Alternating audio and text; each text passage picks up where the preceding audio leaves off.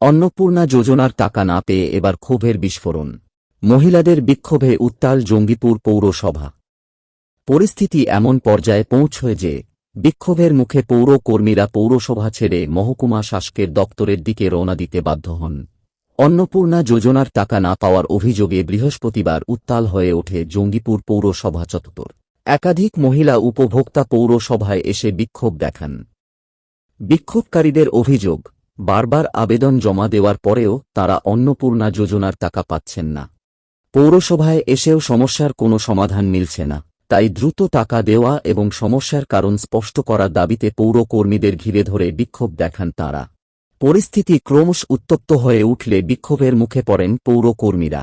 শেষ পর্যন্ত পৌরসভা ছেড়ে জঙ্গিপুর মহকুমা শাসকের দপ্তরের দিকে রওনা দেন তাঁরা।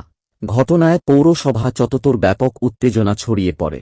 খবর পেয়ে ঘটনাস্থলে পৌঁছয় রঘুনাথগঞ্জ থানার বিশাল পুলিশ বাহিনী। পরিস্থিতি নিয়ন্ত্রণে আনার চেষ্টা করে পুলিশ। উল্লেখ্য, এর আগেও অন্নপূর্ণা যোজনার টাকা নিয়ে ক্ষোভের জেরে পৌর কর্মীদের লক্ষ্য করে ডিম ছোড়ার অভিযোগ উঠেছিল। ফের নতুন মাসে টাকা ঢোকার সময় বঞ্চিত মহিলারা বিক্ষোভে সামিল হন। বিক্ষোভকারীদের দাবি, দ্রুত সমস্যার সমাধান করে প্রকৃত উপভোক্তাদের প্রাপ্য টাকা দিতে হবে।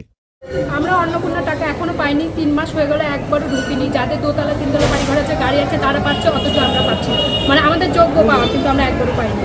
এগুলো কি উচিত? আমাদের এত হয়রানি করছে, একবার এই ঘরে যাও, একবার ওই ঘরে যাও, একবার ফর্ম ফিল আপ করে সবই করছি, তবু টাকা পাচ্ছি না। এই যে এর আগের মাসে বিজন স্যারের কাছে এলাম, বিজন স্যার আমার লিখে দিল প্রসেস সব ঠিকঠাক আছে, তবু টাকা পাইনি।